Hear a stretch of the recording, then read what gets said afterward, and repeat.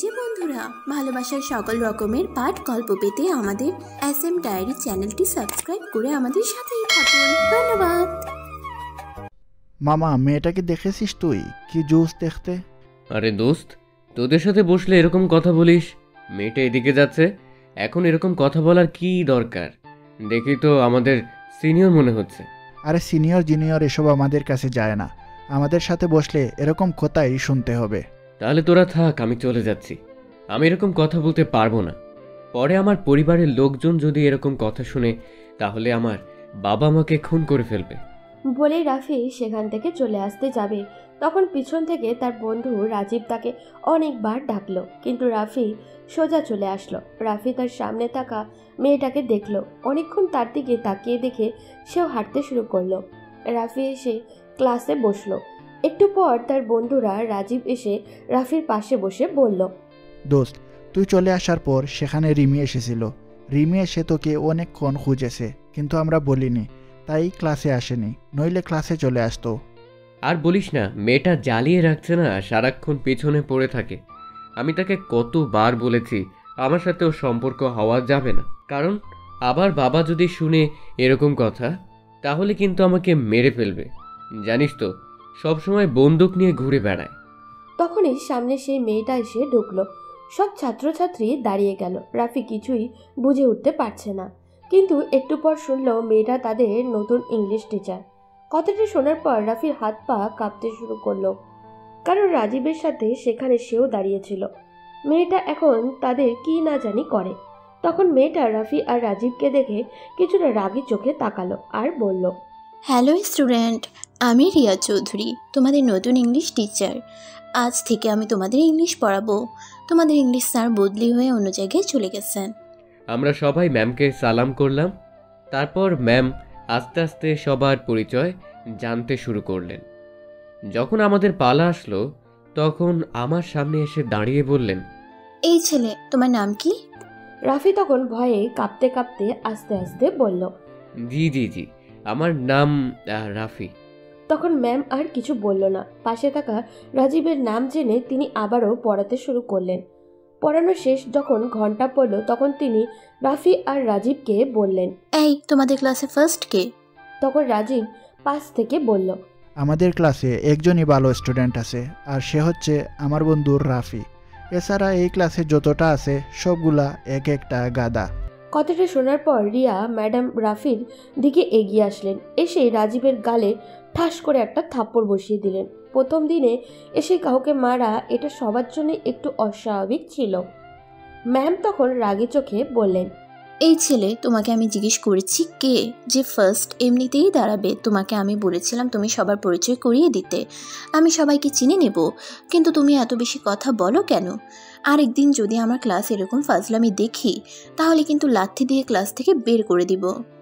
রাজীব তখন ভয়ে কাঁপতে শুরু করলো। রাফিও পাশে বসে কাঁপতে শুরু করলো। তখন রাফি আস্তে আস্তে দাঁড়িয়ে বলল, জি ম্যাম, আমি এই ক্লাসের ফার্স্ট এবং সবাই পড়াশোনায় অনেক ভালো।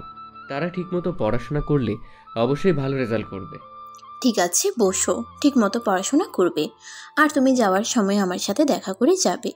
আমি তোমার জন্য আমার রুমে অপেক্ষা করব, তখন তুমি আমার ওখানে দেখা করে যাবে। যদি দেখা করে না যাও তাহলে কিন্তু হাড্ডি গুড্ডি ভেঙে দিব। আমি কিন্তু অন্য টিচারদের মতো নই, আমার সাথে বাজে ব্যবহার করতে আসলে কিন্তু খুন করে ফেলবো। জি ম্যাম, আমি যাওয়ার সময় আপনার সাথে নিশ্চয়ই দেখা করে যাব। রিয়া তখন ঠিক আছে বলে সেখান থেকে চলে গেল, গিয়ে অন্য ক্লাসে ঢুকলো। এদিকে রাফি ভয়ে কাঁপতে শুরু করেছে। তখন রাজীব পাশ থেকে বলল, দোস্ত, মেয়েটা কি ভয়ঙ্কর, তাই না? প্রথম দিন এসেই থাপ্পড় মেরে দিল। আজ পর্যন্ত কেউ আমার গায়ে হাত তুলতে পারেনি, আর এই মেয়েটা এসেই আমার গায়ে হাত তুলে দিল। আর তোকে বলল যেতে দেখা করতে, না জানি তোর সাথে কি করে। শালা, তোর জন্য সব কিছু হয়েছে, এখন আবার বড় বড় কথা বলতেছিস? তুই যদি আসার সময় এরকম কথা না বলতি তাহলে এত রেগে যেত না। এখন না জানি আমাকে নিয়ে গিয়ে কি করে। এমনিতে আমি সবসময় ভয়ের মধ্যে থাকি, নিজের বাবাকে নিয়ে। আরও একটা ভয় এসে ঢুকে গেছে। যাও মামা, তোমার কি হয় সেটা পরে দেখা যাবে। এখন আপাতত আমি আমার বাসায় চলে যাই, আর ক্লাস করব না। আবার যদি আসে তাহলে কিন্তু একদম শেষ করে দিবে। বলে রাজীব সেখানে উঠে চলে গেল। রাফি পেছন থেকে ডাকছে, কিন্তু সে তার কোনো কথাই শুনছে না। সে সোজা বেরিয়ে গেল। রাফি তখন ভয়ে ভয়ে পুরো ক্লাসগুলো করলো। এরপর যখন সবার সময় আসলো তখন আস্তে আস্তে ম্যাডামের রুমের দিকে গেল। এর মধ্যেই রাফির থেকে জেনে নেয় তার পরিচয়। আমি আরাফাত, রাফি বাবা মায়ের একমাত্র ছেলে। আমার একটা বড় বোন আছে, তার বিয়ে হয়ে গেছে। এখন পরিবারে একমাত্র আমি আছি। আমার বাবা একজন পুলিশ কমিশনার আর মা গৃহিণী। বাবার ভয়ে সবসময় আমি কাঁপতে শুরু করি, কারণ বাবা সবসময় আমাকে শাসনের মধ্যে রাখে, কোনোদিন পড়াশোনায় কোনো ফাঁকি দিতে চায় না। সেই জন্য আমি এখন ক্লাসের ফার্স্ট বয়, বাকিটা পরেই জানতে পারবেন। এখন আপাতত গিয়ে ম্যাডামের সাথে দেখা করি। যখন ম্যাডামের রুমের সামনে গিয়ে বললাম, ম্যাম আসতে পারি? রিয়া তখন কেবিনে বসে নিজের ফোন ঘাঁটছিল। হঠাৎ করে কারোর কণ্ঠ শুনে উপরের দিকে তাকিয়ে দেখে রাফি এসেছে। তখন সে ধীর গলায় বলল, হ্যাঁ, ভিতরে আসো। রাফি তখন আস্তে আস্তে ভিতরে ঢুকলো। তখন রিয়া বলল, তুমি তো পড়াশোনায় ভালো আছো, তাহলে কেন এরকম করো সব সময়? আমি আসার সময় তোমাদের এরকম একটা বাজে কথা শুনলাম। এরকম কথা কিভাবে বলতে পারলে তোমরা? তোমাদের মতো ছেলেদের কারণে ভালো মেয়েরা কলেজে আসতে পারে না। তাদেরকে সব সময় তোমরা এরকম বাজে কথা বলতে থাকো। এরকম কথা বললে কি কোনো মেয়ে আর কোনোদিন কলেজে আসতে চাইবে? সরি ম্যাম, আসলে আমি বুঝতে পারিনি। আমি ওর সাথে দাঁড়িয়েছিলাম, তখন হঠাৎ করে ও এরকম কথা বলবে এটা আমি কোনোদিন চিন্তা করিনি। প্লিজ, আমি ওর হয়ে ক্ষমা চাচ্ছি। কোনো দিন আর এরকম হবে না। হ্যাঁ, আমি বুঝতে পারছি তুমি ভালো ছাত্র, তুমি ভালো মানুষও, কিন্তু এরকম বন্ধুদের সাথে থাকলে তুমি একদিন খারাপ হয়ে যাবে। জানো তো, সঙ্গ দোষে লোহা বাসে। যদি ভালো সঙ্গের সাথে না থাকো তাহলে কিন্তু তোমার একদম সব কিছু শেষ হয়ে যাবে। মানুষ তোমাকে খারাপ বলবে। খারাপ লোকের সাথে থাকলে মানুষ খারাপ বলবে, ভালো লোকের সাথে থাকলে ভালো বলবে। তাই সবসময় ভালো মানুষের সঙ্গে থাকার চেষ্টা করবে। জি ম্যাম, আমি চেষ্টা করব, কিন্তু ও ভালো ছেলে, হঠাৎ করে কি জানি হয়ে গেল, সেই জন্য এরকম একটা কথা বলে ফেলছে। মনে হয় আমি ওর হয়ে ক্ষমা চাচ্ছি। ও আমার ছোটবেলার বন্ধু, সত্যি বলতে ও খারাপ ছেলে নয়। এই ছেলে, আমি কি তোমাকে জিজ্ঞেস করেছি কে ভালো আর কে খারাপ? সেটা বর্ণনা করতে। আমি যেটা বলেছি সেটা শুনো। আমি কিন্তু বেশি কথা একদম পছন্দ করি না। আমার সামনে কেউ বেশি কথা বলতে পারে না। আমি যেটা বলেছি সেটাই করতে হবে তোমাকে। তুমি যদি ভালো হয়ে এই কলেজে পড়তে চাও তাহলে ওর সঙ্গ ছেড়ে দাও, ওর থেকে দূরে দূরে থাকবে। কিন্তু ম্যাম, ও যে আমার ছোটবেলার বন্ধু, ওর সাথে হঠাৎ করে বন্ধুত্ব নষ্ট করব কি করে? আমাকে অনেক ভালোবাসে আমার বন্ধু। ভালোবাসার নমুনা কি সেটা আমি আসার সময় দেখতে পেয়েছি। এরকম খারাপ একটা কথা বললো, তুমি যদি কয়েকদিন ওই ছেলের সাথে থাকো তাহলে তুমিও আস্তে আস্তে খারাপ কথা বলতে শুরু করবে। তাই খুব সাবধান। যদি ওর সাথে চলো তবুও যেন কোনোদিন মুখে কোনো খারাপ কথা শুনতে না পাই। যে আমার সামনে খারাপ কথা বলবে তাকেই আমি একদম কলেজ থেকে বের করে দেওয়ার ব্যবস্থা করব। সরি ম্যাম, আমি কথা দিচ্ছি আর কোনোদিন ও খারাপ কথা বলবে না। আমি ওকে বোঝাবো। ঠিক আছে, এখন তুমি তোমার বাসায় চলে যাও। ঠিকমতো পড়াশোনা করবে। কালকে যে পড়াগুলো দিয়েছি সেগুলো ঠিকমতো পড়ে আসবে। কালকে কিন্তু সবার আগে তোমার পড়া ধরবো। আমার সামনে এরকম ফার্স্ট সেকেন্ড কোনো পাঁচ বিচার নেই। আমি যাকে ধরবো তাকেই একদম ঠিক করে ছাড়বো। আমি তখন ম্যামকে সালাম করে সেখান থেকে চলে আসলাম। বুঝতে পারছি ম্যাম অনেক রাগী, কিন্তু আমাকে এখন সাবধানে থাকতে হবে, না হলে আমার উপর বিপদ আছে। কি যে ভুল করেছিলাম, রাজীবের সাথে তখন দাঁড়িয়ে যদি ওখানে না দাঁড়াতাম তাহলে হয়তো এই ম্যামের চোখে পড়তাম না। রাফি যখন রিয়ার সামনে থেকে চলে গেল তখন রিয়া মুচকি হাসলো। ছেলেটাকে দেখতে অনেক সুন্দর আর ভালো। ছেলেটা রিয়া সেটা বুঝতে পেরেছে, কিন্তু ও খারাপ বন্ধুদের সাথে মিশিয়ে নষ্ট হতে চলেছে। চলুন এবার রিয়ার পরিচয়টা জেনে নেই। আমি রিয়া চৌধুরী, বাবা মায়ের একমাত্র মেয়ে। আমার বড় দুইটা ভাই আছে। আমার বাবা মা মারা গেছেন আমি ছোট থাকতে। তখন থেকে আমার ভাইয়েরা আমাকে অনেক ভালোবাসে। বাড়িতে আমার ভাবিরা আছেন। ভাইয়ারা মিলে একটা বড় ব্যবসা দেখাশোনা করেন। আমাকে তারা নিজেদের জীবনের চেয়ে বেশি ভালোবাসেন। কিন্তু আমি চাই আমি ভালো কিছু একটা করতে। সেজন্য পড়াশোনা শেষ করে চাকরি করতে চেয়েছি। ভাইয়ারা কোনোদিন আমাকে কোনো কাজে বাধা দেননি। সেজন্য আমার কোনো অসুবিধা হয়নি। আমিও নতুন চাকরি নিয়েছি, কিন্তু আমার মধ্যে একটা প্রতিবাদী স্বভাব রয়েই গেছে ছোটবেলা থেকে। আমি খারাপ কাজ সহ্য করতে পারি না। যেখানেই খারাপ দেখি সেখানেই প্রতিবাদ করতে শুরু করে দেই। আজকে কলেজে দিয়ে ঢোকার সময় এরকম একটা কথা শুনলাম। এরপর ওদেরকে আচ্ছা করে সাইজ করে দিয়েছি। আশা করা যায় আর পরে এরকম কথা বলবে না। কিন্তু কেন জানি আজকাল ছেলেমেয়েরা এরকম কথা বলে সব সময়। রিয়া তখন নিজের বাসার উদ্দেশ্যে রওনা দিল। রাফিও নিজের বাসায় পৌঁছে গেছে। বাসায় পৌঁছাতেই তার বাবা তার সামনে এসে বলল, রাফি, আজকে মিম বাসায় আসবে, তুমি যাও তার বাসায় গিয়ে তাকে নিয়ে আসো। তার স্বামী নাকি একটা কাজে ইন্ডিয়াতে গিয়েছে, তাই তাড়াতাড়ি যাও, গিয়ে বাসা থেকে ওকে নিয়ে আসো। আমার মেয়েটা যেন সাবধানে বাসায় আসে। পথে যদি কোথাও যাওয়ার চেষ্টা করো তাহলে কিন্তু বুঝতেই পারছো। রাফি তখন তার মায়ের দিকে তাকালো। তার বাবা তার সামনে বন্দুকটা ধরে কথাগুলো বলছিল। রাফিকে সব সময় তারা শাসনের মধ্যে রাখার চেষ্টা করে, কিন্তু রাফির মা সব সময় রাফিকে আগলে রাখে তার বাবার কাছ থেকে। তার বাবা তাকে অনেক ভালোবাসেন, কিন্তু তিনি চান তার ছেলে যেন সব দিক থেকে পারফেক্ট হয়। কোনোদিনও তার ছেলের পক্ষ থেকে কোনো অভিযোগ তার কাছে আসেনি, তাই তিনি আড়ালে এটা নিয়ে অনেক গর্ব করেন, কিন্তু সামনে থেকে রাফিকে সব সময় শাসনের মধ্যে রাখেন। রাফির মা তখন রাফির বাবার দিকে তাকিয়ে বলল, ওই তোমাকে না বলেছি ছেলেটাকে সব সময় এভাবে ভয় দেখাবে না। এভাবে ভয় পেয়ে পেয়ে একটা একটা ব্রয়লার মুরগির মতো হয়ে গেছে, কোনো কাজ করতে পারে না, সব সময় ভয় পেয়ে থাকে। রাফি, তুই যা, গিয়ে মিমিকে নিয়ে আয়। রাফির বাবা পৃথিবীতে একজন মানুষকে ভয় পায়, সে হচ্ছে রাফির মা। রাফির মাকে তিনি জমের মতো ভয় পান। পৃথিবীর কাউকে আর মনে হয় এই রকম তিনি ভয় পান না। কত অপরাধীদেরকে ধরেছেন, কত অপরাধীদেরকে শাস্তিও দিয়েছেন, কিন্তু একটা জায়গায় আসলে তিনি আর কথা বলতে পারেন না। হয়তো সকল পুরুষেরাই নিজেদের স্ত্রীর কাছে দুর্বল। রাফি সবেমাত্র কলেজ থেকে ফিরে এসেছে। ইচ্ছা ছিল কতক্ষণ বিশ্রাম নেবে, কিন্তু তার বাবার আদেশ পালন করতেই হবে, তাই চলে গেল তার বোনের বাসায়। তাদের বাসা থেকে 20 মিনিটের পথ। রাফি তার বোনের বাসায় যেতে তার বোন এগিয়ে এসে জড়িয়ে ধরে বলল, ভাই, তুই এসেছিস, তোকে না বললাম মাঝে মাঝে আমার সাথে এসে দেখা করে যাবি? এই একটু রাস্তা, এখানে তুই আসিস না, কোথায় থাকিস সব সময়? আমি কি করে আসবো আপু? তোমরা যে হিটলারের কাছে আমাকে রেখে এসেছো, আমাকে একটা সেকেন্ডের জন্য শান্তি দেয় না। সবসময় একটা না একটা কাজের মধ্যে রাখে, কোথাও যেতে দেয় না, ঘুরতে গেলেও মারে। ছি রাফি, এরকম কথা বলছিস কেন? বাবা তো তোর ভালোর জন্য এরকম করে। তুই এরকম করে কথা বললে তো হবে না। এখন চুপচাপ এখানে বস, আমি তোকে নাস্তা দিচ্ছি। এর ভিতরে আমি রেডি হয়ে যাই, এরপর বাসায় চলে যেতে হবে। মিমের শ্বশুর শাশুড়ি লন্ডনে থাকেন, আর তার স্বামী দেশে অনেক বড় একটা বিজনেস করে। হয়তো বিজনেসের কোনো কাজেই ইন্ডিয়াতে গেছেন, এজন্য মিম একা বাসায় থাকতে পারবে না, তাই রাফি নিতে চলে এসেছে। মিম একটু পরেই রেডি হয়ে আসলো। রাফি মিমকে নিয়ে বেরিয়ে পড়ল বাসার উদ্দেশ্যে। ওদিকে রিয়া বাসায় পৌঁছাতেই তার ভাই এগিয়ে আসলো। এসে তার বড় ভাই ইমরান বলল, কি ব্যাপার বোন, প্রথম দিন কলেজ কেমন কাটলো? অনেক ভালো ভাইয়া, তোমাকে অসংখ্য ধন্যবাদ আমার স্বপ্নটা পূরণ করে দেওয়ার জন্য। আমি ভাবছিলাম তোমরা আমাকে চাকরি করতে দিবে না, কিন্তু তোমরা আমার সকল স্বপ্ন পূরণ করে দিচ্ছ। আমি কিভাবে তোমাদের এই ঋণ শোধ করব? এরকম করে কথা বলতে পারলি বোন? তুই আমাদের একমাত্র বোন, তোর যদি স্বপ্ন পূরণ না করি তাহলে কার স্বপ্ন পূরণ করবো বল? তোকে ছাড়া আমাদের জীবন যে একদম নিঃস্ব, তুই যে আমাদের জীবনের সব কিছু।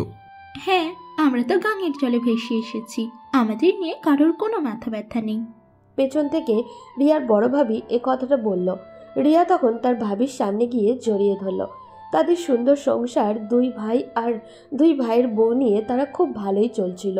রিয়ার ছোট ভাই আরমান এখনও অফিসে, সে এখনও আসেনি। রিয়া তখন তার বড় ভাইয়ের সাথে বসে খাওয়া দাওয়া শেষ করলো। এরপর নিজের রুমে গিয়ে কিছুটা বিশ্রাম নিল। ওদিকে রাফি বাসায় আসার পরই সবাই মিমকে নিয়ে ব্যস্ত হয়ে পড়েছে। এটা দেখে রাফির অনেক রাগ হলো। তাকে নিয়ে কারোর কোনো মাথা ব্যথাই নেই। সে তখন নিজের রুমে গিয়ে বিশ্রাম করতে শুরু করলো। এরপর সন্ধ্যার দিকে সবাই একসাথে বসে আছে, তখন তার বাবা সেখানে নেই। রাফি তার বাবাকে অনেক ভয় পেল। সে নিজের জীবনের থেকেও বেশি ভালোবাসে তার বাবাকে। সে বুঝতে পারে তার বাবার শাসনগুলো কেন করে। তার বাবা চায় সে যেন একজন ভালো মানুষ হিসাবে গড়ে ওঠে। তার বাবা সবসময় অপরাধীদেরকে শাস্তি দেওয়ার জন্য ঘুরে বেড়ান, কিন্তু সে যদি খারাপ মানুষ হয় তাহলে তিনি তো নিজের পরিবারকেই ঠিক করতে পারলেন না। তাই রাফিও এসব আনন্দের সাথে করে। রাফি তখন তার বাবার রুমে গেল, গিয়ে দেখলো তার মাথায় হাত দিয়ে বসে আছেন। রাফি তখন তার বাবার কাছে গিয়ে চুল টেনে দিতে শুরু করলো। তার বাবা রাফির দিকে তাকিয়ে মুচকে হেসে বললেন, কি ব্যাপার, আজকে বাদর দেখি ভালো কাজ করতে শুরু করেছে, কোনো উদ্দেশ্য আছে নাকি? বলে দাও। এটা তুমি বলতে পারলে বাবা? আমি কি তোমাকে উদ্দেশ্য ছাড়া ভালোবাসতে পারি না? তুমি এত টেনশন করছো কি নিয়ে? সেটা তোকে ভাবতে হবে না, এখন গিয়ে পড়তে বস। আমি কি এখনো বাচ্চা নাকি? আমি তো এক্ষুনি ইন্টার দিতেও বসে পড়ি। তুমি এখনো আমাকে সেই ক্লাস 2 এর রাফির মতো শাসন করো, সবসময় পড়ার কথা বলো। আমি তো সময় মতো পড়তে বসি। এখন তুমি বলো তোমার কি হয়েছে, এরকম টেনশন করছো কেন? আসলে বাবা, একটা অপরাধী শহরে এসেছে, সবাইকে চাঁদাবাজি আর এসব নিয়ে ব্যস্ত রাখে, কিন্তু তাকে কিছুতেই ধরা যাচ্ছে না। আমার কর্মকর্তারা দিন রাত পরিশ্রম করছে সেই অপরাধীকে ধরার জন্য, কিন্তু সে আড়ালে থেকে সব অপরাধ করে, কিন্তু সামনে আসে না। এখন আমি একজন পুলিশ কমিশনার হিসেবে কিভাবে বসে থাকতে পারি? এসব নিয়ে অনেক চিন্তায় আছি। শহরের মানুষ অনেক আতঙ্কের মধ্যে আছে।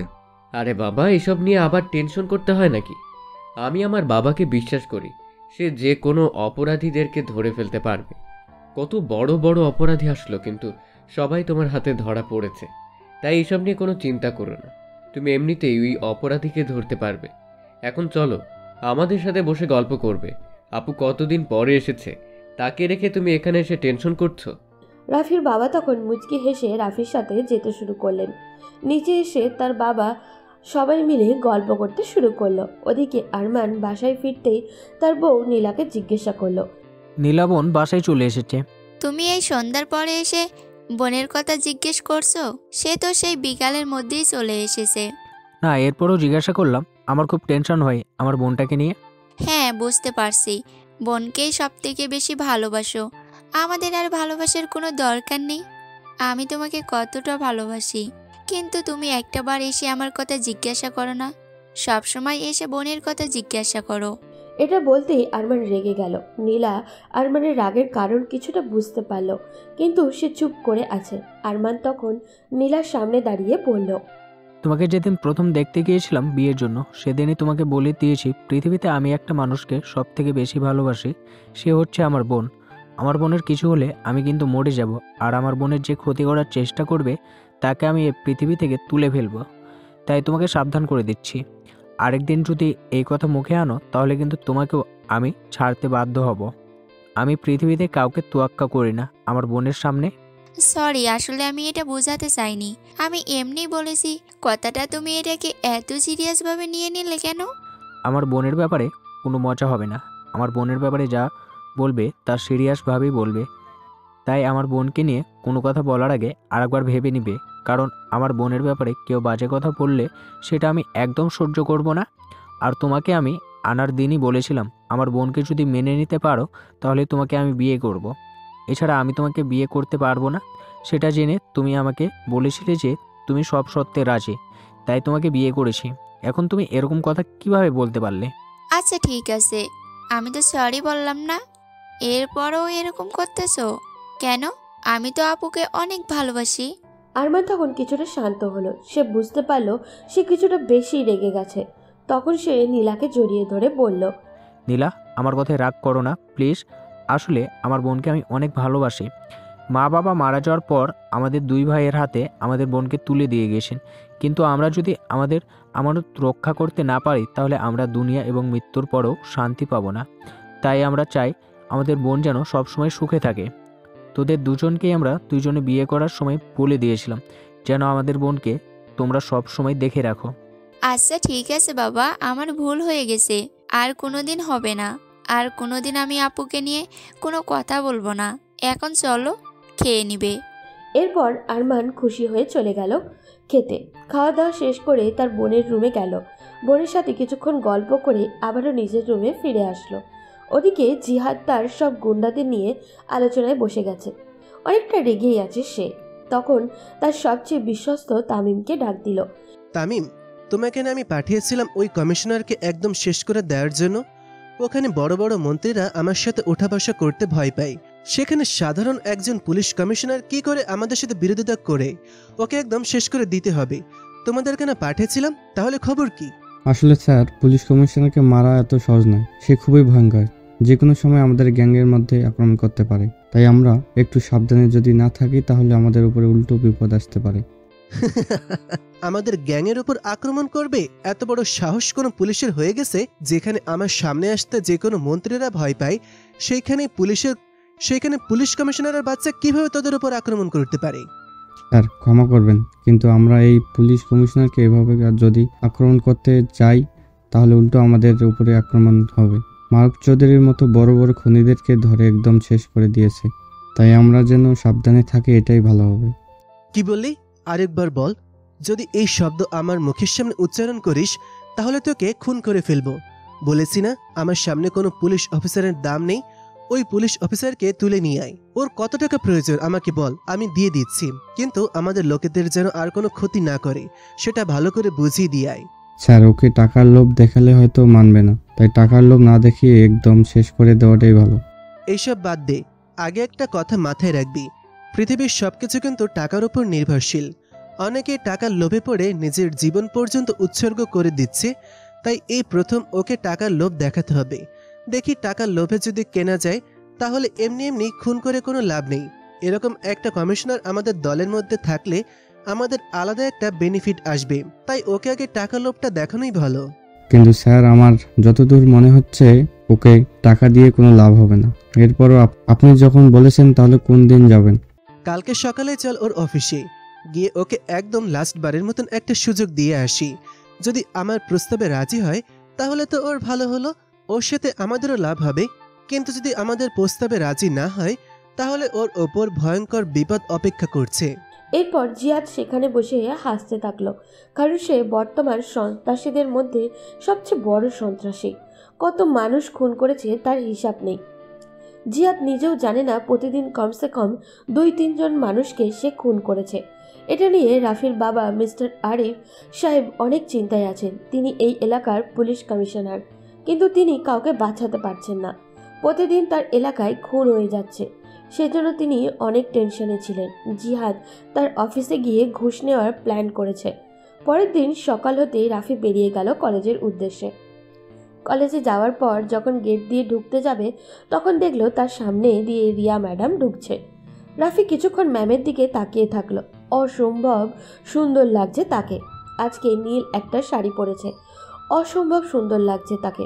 রাফি তাকিয়ে আছে, কোনো কথা বলছে না।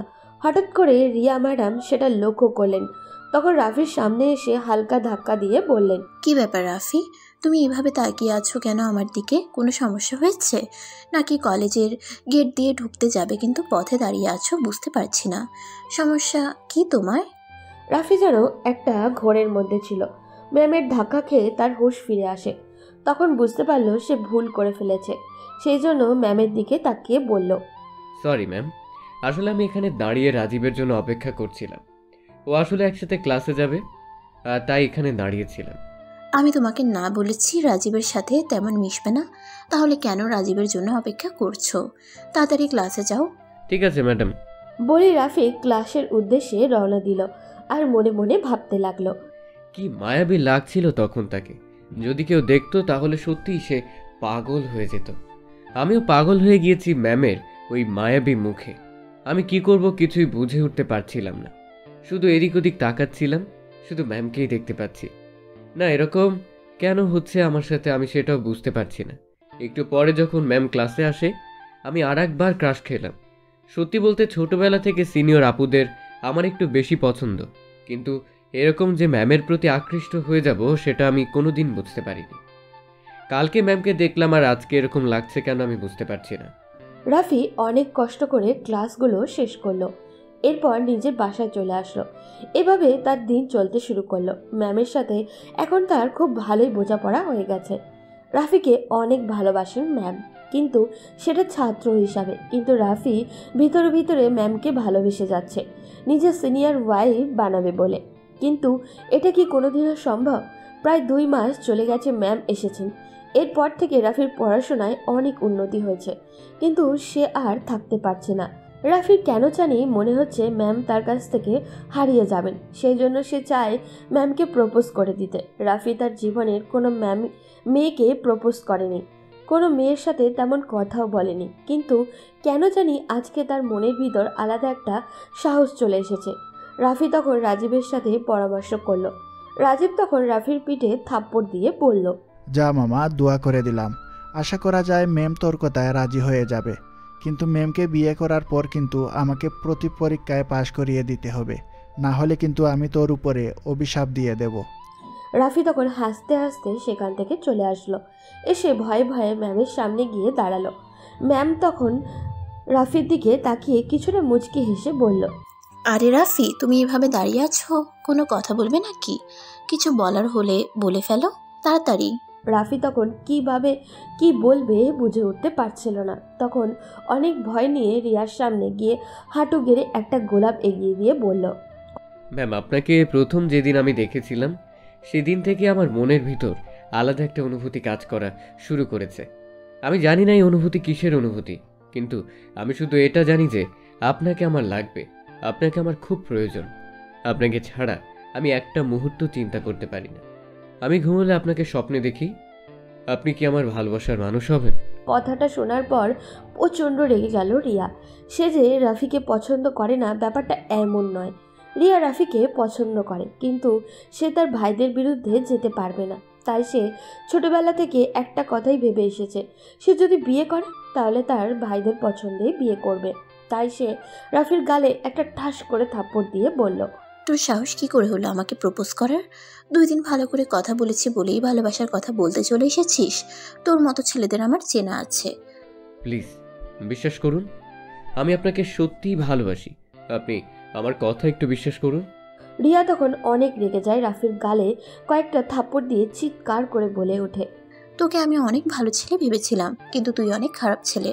তুই আর কোনোদিন আমার চোখের সামনে আসবি না। তোকে আর আমি আমার চোখের সামনে দেখতে চাই না। আর এক মুহূর্ত এখানে দাঁড়ালে কিন্তু আমি তোকে খুন করে ফেলবো। তাই এখনই আমার সামনে থেকে চলে যা। তোকে আমি আমার সামনে দেখতে চাই না। বলে রিয়া রাফির দিকে রাগের দৃষ্টিতে তাকিয়ে থাকলো। রাফি তখন কান্না করতে করতে সেখান থেকে চলে আসে। রাস্তা দিয়ে হাঁটছে আর কান্না করছে। সে কি করবে কিছুই বুঝে উঠতে পারছে না। তখন হঠাৎ করে একটা গাড়ি থেকে 2টা লোক নেমে আসে, তাকে কিছু একটা মুখে ধরে। তখন রাফি বেহুশ হয়ে যায়। ওদিকে রিয়া কান্না করতে করতে সেখান থেকে চলে যায়। রাফিকে অপমান করে সে নিজেও শান্ত হতে পারছে না। বাসায় যখন পৌঁছায় তখন তার 2 ভাই বসে গল্প করছিল। রিয়াকে কান্না করতে দেখে তারা অবাক হয়ে গেল, দৌড়ে আসলো রিয়ার কাছে। তখন রিয়ার সামনে এসে ইমরান বলল, বোন, তোর কি হয়েছে? এভাবে কান্না করছিস কেন? বল আমাকে। তোকে কি কেউ কিছু বলেছে? আমাকে বল, আমি ওকে শেষ করে দেব। প্লিজ বোন, তুই কান্না করিস না, আমাকে বল কি হয়েছে। হ্যাঁ রিয়া, কি হয়েছে বোন? আমাদেরকে বল, আমরা তোকে যে বলেছে তাকে আমি শেষ করে দিব। প্লিজ আমাদেরকে বল, আমাদের চোখের সামনে তোর কান্না আমরা সহ্য করতে পারছি না। রিয়া তখন কি বলবে কিছুই বুঝে উঠতে পারছে না। তার 2 ভাই তার 2 পাশে বসে আছে।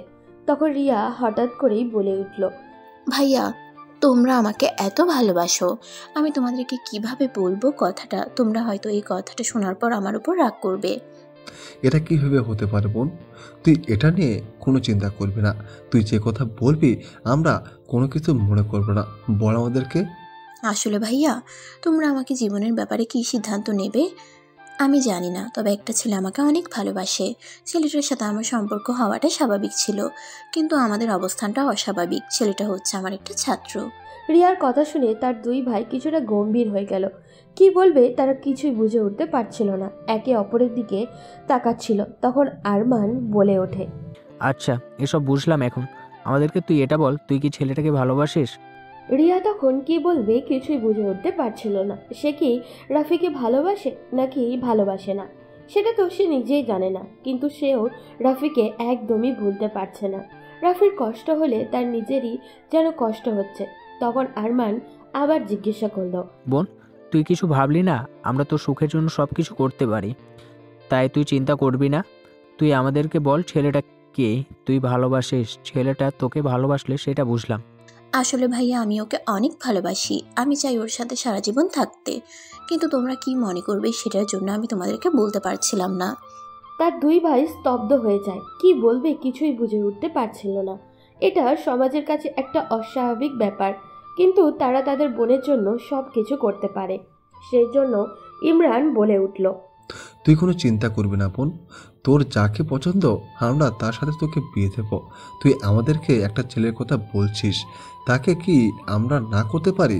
তুই কোনো চিন্তা করবি না, আমরা ওই ছেলের সাথেই তোর বিয়ে দেব। কিন্তু সেটা সম্ভব না ভাইয়া, আমি ওকে তাড়িয়ে দিয়েছি, আমি ওকে অনেক অপমান করেছি, তা এরপরেও কি ছেলেটা আমাকে বিয়ে করবে? কি বললে? আমার বোনকে বিয়ে করবে না এমন ছেলে এই পৃথিবীতে জন্ম নিয়েছে যে আমার বোনকে বিয়ে করতে চাইবে না? তাকে আমি খুন করে ফেলবো। রিয়া তখন হঠাৎ করেই হেসে দেয় তার ছোট ভাইয়ের কথা শুনে। রিয়ার হাসি দেখে তারা সবাই অনেক খুশি হয়। এরপর রিয়া নিজের রুমে গিয়ে রাফিকে কল করতে থাকে সরি বলার জন্য, কিন্তু রাফি ফোন ধরছে না। তখন রিয়া মনে মনে ভাবে হয়তো অভিমান করেছে, সেই জন্য পরের দিন কলেজে গিয়ে সব কিছু মিটিয়ে নিবে ভেবেছে। কিন্তু ওদিকে রাফিকে লোকগুলো নিয়ে একটা চেয়ারের সাথে বেঁধে রেখেছে। রাফির মুখে পানির ফোঁটা পড়তেই রাফির জ্ঞান ফিরে আশেপাশে তাকিয়ে দেখে অপরিচিত অনেক লোক তার দিকে তাকিয়ে আছে। সামনে থাকা লোকটিকে দেখতে অনেকটা ভয় লাগছে রাফির। তখন জিজ্ঞাসা করলো, কি ব্যাপার ভাই, আমাকে এখানে কেন ধরে আনা হয়েছে? আমাকে কি একটু বলবেন আপনারা? তখন লোকগুলো হাসতে শুরু করলো। এরপর সামনে বসে থাকা লোকটা তার ফোনটা বের করে হাসতে হাসতে বলল, এখন তোর বাবাকে কল দিতে হবে। তোর বাবার কত বড় সাহস, একজন সামান্য পুলিশ কমিশনার হয়ে আমার মাল আটকায় বর্ডারে। বর্ডারে আমার মাল আটকে দিয়েছে তোর বাবা। এখন আমি চাই তোকে মেরে ফেলতে। তোর বাবা যদি আমার মাল ছেড়ে দেয় তাহলে আমি তোকে ছেড়ে দেব, আর যদি আমার মাল আটকে রাখে তাহলে তোকে এখানেই খুন করে ফেলবো। রাফি তখন বুঝতে পারে সে একটা ভয়ঙ্কর বিপদের মধ্যে আটকে গেছে। রাফির বাবা তখন নিজের অফিসে বসেছিলেন, বসে তার কিছু কর্মকর্তাদের সাথে আলাপ করছিলেন। তখন হঠাৎ করেই তার কাছে কল আসে। কল আসতেই রাফির বাবা কল ধরে। হ্যালো মিস্টার পুলিশ কমিশনার, আপনার ছেলেকে আমরা ধরে নিয়ে এসেছি। যদি আপনার ছেলেকে বাঁচাতে চান তাহলে আমাদের মালগুলো ছেড়ে দিন, আর যদি বাঁচাতে না চান তাহলে মালগুলো রেখে দিন। রাফির বাবা তখন কি বলবে কিছুই বুঝে উঠতে পারছিল না। তার একমাত্র ছেলে কিছু হয়ে গেলে তিনি বাঁচবে না। তিনি তখন প্রায় কান্না করে দিলেন। রাফি তখন চিৎকার করে বলল, বাবা অসম্ভব, তুমি এই লোকটার কথা মেনে নিও না। তুমি লোকটার মালগুলো আটকে রাখো, আমাকে মেরে ফেললে মেরে ফেলুক, কিন্তু তুমি এই লোকটার ব্যবসার মালগুলো ছেড়ে দিও না, এটা তোমার কর্তব্য। রাফির বাবার গর্বে বুক ফুলে উঠল। পাশে থাকা কর্মকর্তারা অবাক হয়ে তাকিয়েছিলেন। তখন পাশে থাকা একটা ছেলে রাফির মাথায় একটা লাঠি দিয়ে আঘাত করে। রাফি চিৎকার করে সেখানে শুয়ে পড়ে। রাফির বাবা তখন বলে, তোকে শেষবারের মতো বলে দিচ্ছি, তুই আমার ছেলেকে ছেড়ে দে, না হলে কিন্তু তোর উপর অনেক বড় একটা বিপদ অপেক্ষা করছে। অফিসার, বিপদ কার উপর অপেক্ষা করছে সেটা তো তুই দেখতেই পাচ্ছিস। তোর ছেলে এখন আমার আন্ডারে, তাকে যখন খুশি মেরে ফেলতে পারি। জিহাদ, মারামারি ঝগড়া যা আছে আমার সাথে, তুই আমার ছেলের সাথে কেন এর প্রতিশোধ নিচ্ছিস? আমার ছেলেকে ছেড়ে দে বলছি। কথা বলে কোনো লাভ নেই। তুই যদি তোর ছেলেকে বাঁচাতে চাস তাহলে আমাদের মালগুলো ছেড়ে দে, আর না হলে আমাদের সাথে এসে দেখা কর। বলে জিহাদ ফোনটা রেখে দেয়। এরই মধ্যে রাফির বাবা জিহাদের লোকেশন ট্র্যাক করার চেষ্টা করে, কিন্তু জিহাদ বারবার তার লোকেশন চেঞ্জ করছে। রাফি এখনো অজ্ঞান অবস্থায় পড়ে আছে। পরের দিন সকালে যখন পুরো ঘটনা জানাজানি হয়ে যায়, কিন্তু রিয়া ঘটনাটা জানতে পারে না। সে আসে কলেজে রাফির সাথে দেখা করবে, কিন্তু সে এসে দেখে রাজীব বসে আছে কলেজ ক্যাম্পাসে। তখন রিয়া রাফিকে কোথাও খুঁজে পায় না। না পেয়ে সে চলে যায় রাজীবের কাছে, গিয়ে জিজ্ঞাসা করে, কি ব্যাপার রাজীব, রাফি আজকে কলেজেও আসেনি, কি সমস্যা তার? রাজীব তখন কান্না করতে করতে বলে, ম্যাম, সর্বনাশ হয়ে গেছে। রাফির বাবা একজন পুলিশ কমিশনার, ওনার কিছু শত্রুরা মিলে রাফিকে তুলে নিয়ে গেছে, বন্দি করে রেখেছে। এখন রাফির বাবা কোথাও খুঁজে পাচ্ছেন না। আমার বন্ধুর কি হবে ম্যাডাম? কথাটা শোনার পর রিয়া কান্না করতে করতে সেখান থেকে চলে গেল। রাজীব কিছু বুঝে উঠতে পারল না। রিয়া নিজের বাসায় গিয়ে কান্না করছে। তখন তার ভাই আসলো। আসার পরে রিয়া পুরো ঘটনাটা খুলে বলল তাদের কাছে। তখন আরমান বলল, কি বলছিস? আমাদের কমিশনার সাহেবের ছেলে ধরে নিয়ে গেছে? কার এত বড় সাহস? তুই কোনো চিন্তা করিস না, কমিশনার সাহেব অনেক বুদ্ধিমান লোক, তিনি যে কোনো সময় ধরে ফেলতে পারেন ওই অপরাধীকে, তাই চিন্তা না করে স্বাভাবিক থাক। ভাইয়া, তুমি চেনো রাফির বাবাকে? চিনবো না কেন, ওনার সাথে আমার ভালোই পরিচয় আছে। উনি আমাদেরকে অনেক হেল্প করেছেন বিভিন্ন বিষয়ে, তাই কোনো চিন্তা করবি না, ওনার ব্যাপারে আমার ভালোই ধারণা আছে। অনেক এরকম বুদ্ধিমান লোক, সেটা আমি জানি, তাই কোনো চিন্তা করবি না, উনি রাফিকে উদ্ধার করে নিয়ে আসবেন। হ্যাঁ বোন, তুই কোনো চিন্তা করবি না। কমিশনার সাহেব অনেক ভালো মানুষ এবং অনেক সাহসী একজন মানুষ, তাই কোনো চিন্তা করবি না, উনি ওনার ছেলেকে উদ্ধার করে আনবেন। কিন্তু রিয়াকে শান্ত হতে পারছিল না, তাই ইমরান আর আরমান বেরিয়ে গেল রাফিকে খোঁজার জন্য, কিন্তু তারা কোথাও খুঁজে পেল না। এভাবে দেখতে দেখতে আরও একটা দিন কেটে গেল, কিন্তু কিছুতেই রাফির কোনো খোঁজ পাওয়া যাচ্ছিল না। ওদিকে রাফির জ্ঞান ফিরেছে। রাফি তখন জলের জন্য চিৎকার করে কাটতে লাগলো। তখন জিহাদ জল দিয়ে তার একটা লোককে পাঠালো। আপনারা কেন আমাকে ধরে রেখেছেন? আপনাদেরকে তো বললাম আমাকে মেরে ফেললো আমার বাবা ওই মালগুলোর অর্ডার দিবেন না, তাই আপনারা আমাকে ছেড়ে দিন। সাহস থাকলে আমার বাবার সাথে সরাসরি লড়াই করুন। এই ছেলে, তোকে বন্দি করে এনেছি, এরপরও তোর তেজ কমছে না? চুপচাপ এখানে বসে থাক, না হলে কিন্তু তোকে আমরা প্রথমে খুন করব, তারপর তোর বাবাকে। রাফি তখন চুপচাপ জলটা খেয়ে বসে রইল। তারও কিছুটা ভয় চলে আসছে। ওদিকে রাফির বাবা পাগলের মতো খুঁজে বেড়াচ্ছে। তখন তিনি জিহাদের লোকেশন ট্র্যাক করতে সফল হন এবং তার লোকেশন অনুযায়ী যেতে শুরু করেন। ওদিকে জিহাদ এই বিষয়টা জানতে পারে না, তাই সে তার জায়গা 2 বার পাল্টানোর পর একটা জায়গায় বসে আছে, রাফিকেও বেঁধে রেখেছে।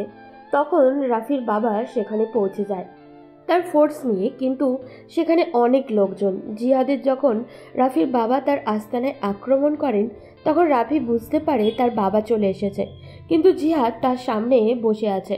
রাফির বাবা যখনই বাইরের সব লোককে মেরে ভিতরে আসেন, তখন জিহাদ রাফির মাথায় বন্দুক ধরে বলে, আরিফ, অনেক হয়েছে, আর যদি এক পাও এদিকে আসো তাহলে তোমার ছেলেকে এখানেই খুন করে ফেলবো। তাই চুপচাপ যেখানে দাঁড়িয়ে আছিস সেখানেই দাঁড়িয়ে থাক, আর তোমার অফিসারদেরকে বলো বন্দুক ফেলে দিতে। না বাবা, তুমি লোকটার কথা শুনো না। এই লোকটাকে তুমি ধরে নিয়ে যাও। কত ছেলে মেয়েকেও মেরেছে তার হিসেব নেই, তাই আমার মৃত্যু হলেও এই পৃথিবীর অনেক ছেলে মেয়ে বেঁচে যাবে। রাফির বাবার সামনে তখন দুইটা দিক, একদিকে তার কর্তব্য, অন্যদিকে তার নিজের সন্তান। তিনি কি করবেন বুঝে উঠতে পারছিলেন না। তখন হঠাৎ করে রাফি তার কোণে দিয়ে জিহাদের মাথায় আঘাত করে। জিহাদ কিছুটা ছিটকে পড়ে। এর ভিতরেই এই রাফির বাবা দৌড়ে আসেন, এসে জিহাদকে ধরে ফেলেন। কিন্তু জিহাদের সেই চামচা তামিম তখনও এক জায়গায় লুকিয়ে আছে। সে তার বন্দুক বের করে রাফির দিকে তাক করে, মারে সোজা এসে রাফির বুকে আঘাত লাগে। রাফির বুক থেকে রক্ত পড়তে শুরু করে। তখন আরিফ সাহেব তামিমের মাথা বরাবর গুলি করেন, কিন্তু রাফির ততক্ষণে জ্ঞান হারিয়ে গেছে। রাফিকে নিয়ে যাওয়া হয়েছে একটা হসপিটালে, নিয়ে গিয়ে অপারেশনের ব্যবস্থা করা হয়েছে। গুলি একদম ভিতরে ঢুকে গেছে, সেই জন্য রাফির অবস্থা একদমই খারাপ, অনেক রক্তও গিয়েছে। ডাক্তার তখন রাফির বাবার দিকে এগিয়ে এসে বলল, কমিশনার সাহেব, আপনার ছেলের বুক থেকে অনেক রক্ত চলে গেছে, এখন তার জন্য সবার প্রথমে রক্তের প্রয়োজন। রক্ত না হলে আমরা অপারেশন করতে পারবো না। আপনি বি পজিটিভ রক্তের ব্যবস্থা করুন তাড়াতাড়ি। রাফির বাবা এখন কোথাও রক্ত পাবেন সেই চিন্তায় ব্যস্ত হয়ে পড়লেন। এদিকে আরমান আর ইমরান খবর পেয়ে তাদের বোনকে নিয়ে চলে এসেছে। আসার পর থেকে তারা দুইজনও কান্না করতেছে। রাফির বাবা তখন ইমরানকে দেখিয়ে এগিয়ে গেলেন, গিয়ে কথা বললেন তাদের সাথে। তখন রিয়া যখন খবর পেল বি পজিটিভ রক্তের দরকার, তখন সে বলল, আঙ্কেল, আমার বি পজিটিভ রক্ত, আমি চাই রাফিকে রক্ত দিতে। আপনি ডাক্তারকে বলুন আমি রক্ত দিব, যত তাড়াতাড়ি সম্ভব রাফিকে সুস্থ করে তুলুন প্লিজ। রাফির বাবা তখন ডাক্তারের সাথে কথা বললেন। ডাক্তার এসে রিয়াকে নিয়ে গেল। রিয়া গিয়ে রক্ত দিল। রক্ত দিয়ে সে এসে বাইরে বসে আছে। অপারেশন শুরু হয়ে গেছে। রাফির বুক থেকে গুলি বের করতে হবে। রিয়া কান্না করছে। তখন মিম হঠাৎ করেই রিয়াকে চিনতে না পেরে পাশে এসে জিজ্ঞাসা করে, কে তুমি বোন? আর আমার ভাইকে রক্ত দিয়ে বাঁচালে তোমার সাথে রাফির কি পরিচয়? রিয়া তখন কিছু বুঝতে পারে না। সে জানে রাফির একটা বোন আছে, কিন্তু সেটা সে চিনতে পারেনি। তাই সে বলল, আমি রাফিকে অনেক ভালোবাসি আপু, সেই জন্য। রাফি নিজেকে সব কথা মিমের কাছে শেয়ার করে। রিয়ার ব্যাপারটাও মিমের অজানা নয়। তখন মিম রিয়াকে জড়িয়ে ধরে বলে, তাহলে তুমি রিয়া? আমার ভাই তোমাকে অনেক ভালোবাসে, আমাকে অনেকবার তোমার কথা বলেছে, কিন্তু ভয়ে বলতে পারিনি তোমার সামনে। আপু রাতে সুস্থ হয়ে যাবে তো? আমার অনেক চিন্তা হচ্ছে। আমি ওকে অনেক অপমান করেছিলাম, কিন্তু এরপর যে এরকম হয়ে যাবে আমি কিছুই বুঝতে পারছি না কি হবে। এই বোকা মেয়ে, কান্না করো কেন? কিছুই হবে না, তুমি কোনো চিন্তা করো না। আমার ভাই সুস্থ হয়ে যাবে। তুমি আমার ভাইকে চেনো না, ও অনেক ধৈর্যশীল। প্রায় 2 ঘন্টা এভাবে চলার পর ডাক্তার বেরিয়ে আসে। ডাক্তার বেরিয়ে আসতেই সবাই ডাক্তারকে ঘিরে ধরে। ডাক্তার তখন রাফির বাবাকে উদ্দেশ্য করে বলে, আলহামদুলিল্লাহ কমিশনার সাহেব, আপনার ছেলের বুক থেকে আমরা গুলি বের করতে সক্ষম হয়েছি, কিন্তু এখনো কিছু বলা যাচ্ছে না। বুক থেকে অনেক রক্ত চলে গেছে, সেই জন্য কিছুটা আঘাতপ্রাপ্ত এই দিকটা, তাই আমরা কিছু বলতে পারছি না। তবে আশা করা যায় ওর জ্ঞান ফিরে আসবে। ডাক্তার সাহেব, কি বলে আপনাকে ধন্যবাদ দিব, আমি বাসা খুঁজে পাচ্ছি না। আমার ছেলেটাকে আপনি সুস্থ করে তুলেছেন, এটাই আমার কাছে অনেক কিছু। আল্লাহ যেন আমার ছেলেকে তাড়াতাড়ি ভালো করে দেন। কি বলছেন কমিশনার সাহেব? আপনারা আমাদের শান্তিতে থাকার জন্য কত কষ্ট করেন, আমাদের ভালো থাকার বিষয়টা আপনারা দেখাশোনা করেন, আর আপনাদের একটা বিপদে আমরা থাকতে না পারলে আমরা কিভাবে এই দেশের নাগরিক হলাম? আপনাদের কাছে আমরা চিরকৃতজ্ঞ। আপনাদের কারণেই আমরা শান্তিমতো থাকতে পারি। এইভাবে চলে গেল আরও প্রায় 3 ঘন্টা, কিন্তু রাফির জ্ঞান ফেরেনি। সবাই কান্না করছে। প্রায় 3 ঘন্টা পর একজন নার্স এগিয়ে এসে বলল রাফির জ্ঞান ফিরেছে। তখন একজন করে সবাই রাফির সাথে দেখা করতে গেল। যখন রাফির বাবা বেরিয়ে আসলেন তখন রিয়া ভিতরে ঢুকলো, আর এদিকে ইমরান রাফির বাবার সামনে দাঁড়িয়ে বলল, স্যার, আমি জানি না এই সময় আপনাকে এই কথাটা বলা ঠিক কিনা, তবে আমি একটা কথা বলতে চাই। আমার বোন আপনার ছেলেকে অনেক ভালোবাসে, আর আপনার ছেলে আমার বোনকে ভালোবাসে। হয়তো আপনাকে ভয় পেয়ে কিছু বলতে পারছে না। আমি চাই ওদের বিয়ে দিতে। রাফির বাবা তখন রিয়ার দিকে কিছুক্ষণ তাকালেন। অনেক সুন্দর একটা মেয়ে, তিনি এইরকমই একটা মেয়ে খুঁজছিলেন। তখন তিনি ইমরানের দিকে তাকিয়ে বললেন, তোমার বোনকে আমার বাড়ির বউ করে আনবো, এটা আবার জিজ্ঞেস করতে হয় নাকি? তোমার বাবার সময় থেকে আমার সাথে পরিচয় তোমাদের। তোমার বাবার মতো তোমরা অনেক ভালো মানুষ হয়েছো এবং ব্যবসায় অনেক উন্নতি করেছো। তোমাদের ব্যাপারে আমার কিছু জানার নেই। আমি রাজি আমার ছেলেকে তোমাদের হাতে তুলে দিতে। তখন সবাই কিছুটা মুচকি হাসলো, কিন্তু ওদিকে রিয়া রাফির কেবিনে ঢুকে রাফি অবাক দেখে তাকিয়ে আছে। কান্নার কারণে চোখ মুখ কালো হয়ে গেছে। সে বুঝতে পারছে না রিয়া তার জন্য এত কান্না করলো কেন। তখন সে রিয়ার দিকে তাকিয়ে আস্তে আস্তে বলল, কি ব্যাপার ম্যাম, আপনার মুখের অবস্থায় এরকম কি করে হলো? আপনাকে দেখে মনে হচ্ছে আপনি অনেক কান্না করেছেন। রিয়া তখন কিছু না বলে রাফির বুকে ঝাঁপিয়ে পড়ে। রাফি কিছুই বুঝে উঠতে পারে না রিয়া কান্না করে যাচ্ছে। তখন রাফি বলল, কি ব্যাপার ম্যাম, আপনি না বললেন আপনার সামনে আমাকে আর না যেতে? সেই জন্যই তো আমি ছেড়ে চলে যেতে চেয়েছিলাম, কিন্তু এভাবে আমাকে চাপ দিয়ে ধরে থাকলে আমি কিভাবে আপনার সামনে থেকে চলে যাব? আপনি আমার সামনে থেকে চলে যান, আপনি তো আমাকে সহ্য করতে পারেন না। রাফি, আমাকে ক্ষমা করে দাও। আমি আমার ভাইয়ের বিরুদ্ধে কিছুই করতে পারতাম না। আমি ভাবছিলাম যে আমার ভাইয়েরা তোমাকে মেনে নেবে না, সেজন্য আমি তোমাকে না করেছিলাম, কিন্তু তারা মেনে নিয়েছে। আমি তোমাকে অনেক ভালোবাসি, কিন্তু বলতে পারিনি। প্লিজ আমাকে ক্ষমা করে দাও। রাফি তখন চুপচাপ শুয়ে আছে। এটা দেখে রিয়া আরও জোরে কান্না করে।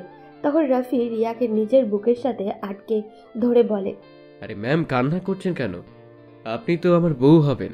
আমার বউ এভাবে কান্না করলে কিভাবে হবে বলেন? তাদের এই জড়িয়ে থাকার মধ্যেই হঠাৎ করে রাজীব রুমের মধ্যে প্রবেশ করে। রুমের মধ্যে প্রবেশ করতেই রাজীব চিৎকার করে বলে, ভাবি, আপনার উপর আমার একটা অভিযোগ আছে। আপনি তো এখন আমার বন্ধুর বউ হচ্ছেন, কিন্তু আপনি আমাকে প্রথম দিন এসে তাপ্পর মেরেছেন। তার বিচার কিন্তু করতে হবে। বন্ধু, তুই তোর বউকে শাসন করে দিবি, বলে দিবি আমাকে যেন আর না মারে। সে কি বিনা দোষে তোকে মেরেছে? তুই দোষ করেছিলি সেই জন্য তোকে মেরেছে। আর এরকম করবি না, এরকম করলে মার খাবি। আমিও তোকে পেটাবো। এখন কিন্তু আমার অনেক পাওয়ার হয়ে গেছে। কি বললি শালা বাটপার? আমার সাথে ছোটবেলা থেকে বড় হয়েছিস, কিন্তু আমার ব্যাপারে এরকম কোন কথা বললি না। কিন্তু এই 2 দিনের পরিচয়ে নিজের বউয়ের পক্ষ নিয়ে নিলি। ঠিক আছে, আমার সাথে আর বন্ধুত্ব রাখতে হবে না। আমার সাথে বেইমানি করলি, যা। আমি তোকে অভিশাপ দিলাম, তোর আর কোনোদিন বাবু হবে না। চপ, বন্ধু এরকম অভিশাপ দিস না। আমার অনেক দিনের স্বপ্ন আমি আমার ছেলের সাথে একসাথে পড়ালেখা করব। তুই এরকম করিস না বন্ধু, আমার সব কিছু শেষ করে দিস না। রিয়া তখন অনেক লজ্জা পেয়ে যায়।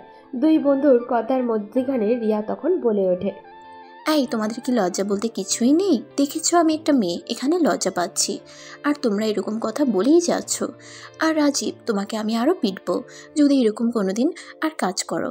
তোমার যদি কাউকে পছন্দ হয় তাহলে আমার জামাইয়ের মতো সরাসরি গিয়ে বলে দিবে। এভাবে আরও 1 সপ্তাহ কেটে যায়। রাফি এখন মোটামুটি সুস্থ হয়ে উঠেছে। তাদের বিয়ের ব্যবস্থা করা হচ্ছে। আজ রাফির বিয়ে, সেজন্য রাফি অনেক সুন্দর করে সেজেছে। বিয়েটা ভালোভাবে মেটার পর বাসর ঘরে বসে আছে রিয়া আর রাফি। তখন রাফি বলে, ম্যাম, আপনি আমাকে অনেক কষ্ট দিয়েছেন। আপনি যেদিন আমাকে না করেছিলেন বুকে অনেক আঘাত পেয়েছিলাম। ও তাই নাকি? আমার পিচ্চি বরটা দেখি কষ্ট পেয়েছে। এই, আমি পিচ্ছি না। এখন বিয়ে করালে আমি একটা পিচ্চির বাবা হয়ে যাব। তাহলে কি আমি ওরে এসে জুড়ে বসেছি বিয়ে না করলে? ও তাই তো। তাহলে কই তোমার বাবু? রাফি তখন রিয়াকে জড়িয়ে ধরে হারিয়ে গেল ভালোবাসার সমুদ্রে। ভালো থাকুক পৃথিবীর সকল সত্যিকারের ভালোবাসা। ভালোবাসা একটি শাশ্বত অনুভূতি। এটি এমন একটি শক্তি যা মানুষের হৃদয়কে বদলে দিতে পারে, জীবনকে অর্থপূর্ণ করে তুলতে পারে। ভালোবাসা কখনোই বয়সের সীমা মানে না, কারণ এটি কোনো শারীরিক ব্যাপার নয়, এটি মনের গভীর অনুভূতির প্রতিফলন। আমরা অনেক সময় সামাজিক চাপ কিংবা পারপার্শ্বিকতার কারণে ভালোবাসার মধ্যে বাধা খুঁজে পাই। কেউ হয়তো ভাবে এটা আমার বয়সের সঙ্গে যায় না, কিংবা এই সম্পর্কটা বয়সের কারণে ঠিক হবে না। কিন্তু সত্যি বলতে ভালোবাসার কোনো নির্দিষ্ট সময় বা বয়স নেই। এটি এমন একটি অনুভূতি যা যখন আসে তখন আমাদের জীবনের সব সীমাবদ্ধতা অতিক্রম করে। বিশ্বের অনেক দৃষ্টান্তই রয়েছে যেখানে ভালোবাসা বয়সের সীমাকে উপেক্ষা করেছে। বিখ্যাত কবি রবীন্দ্রনাথ ঠাকুর বা লিওনার্দো দা ভিঞ্চির মতো মানুষদের জীবনে ভালোবাসা এসেছে এমন সময়ে যখন সমাজ হয়তো সেটিকে সহজভাবে নেয়নি, কিন্তু তারা প্রমাণ করেছে যে ভালোবাসার শক্তি সমস্ত বাধা পেরিয়ে যায়। আপনার জীবনে যদি কোনো সম্পর্ক আসে যেখানে আপনি মনে করেন এই মানুষটি আপনার জীবনের জন্য গুরুত্বপূর্ণ, তবে বয়সের কারণে পিছু হাঁটবেন না। ভালোবাসা যখন আসে তখন সেটি আপনাকে নতুন করে বাঁচার অর্থ দেয়। তাই আসুন ভালোবাসাকে বয়সের সীমা দিয়ে বিচার না করে হৃদয়ের গভীরতা দিয়ে মাপি, কারণ দিনের শেষে জীবনে ভালোবাসাই হলো সেই জিনিস যা আমাদের মানুষ হয়ে বাঁচতে শেখায়। ভালোবাসুন এবং ভালোবাসা ছড়িয়ে দিন, কারণ ভালোবাসাই জীবন। তো বন্ধুরা, আমাদের গল্পটি আপনাদের কাছে কেমন লাগলো অবশ্যই কমেন্ট করে জানাতে ভুলবেন না। আর যদি ভালো লেগে থাকে তাহলে একটি লাইক দিয়ে আমাদের চ্যানেলটি সাবস্ক্রাইব করে রাখুন। দেখা হবে অন্য কোনো ভালোবাসার গল্পে। সেই পর্যন্ত ভালো থাকুন, সুস্থ থাকুন এবং ভালো রাখুন নিজের ভালোবাসার মানুষটিকে। ধন্যবাদ।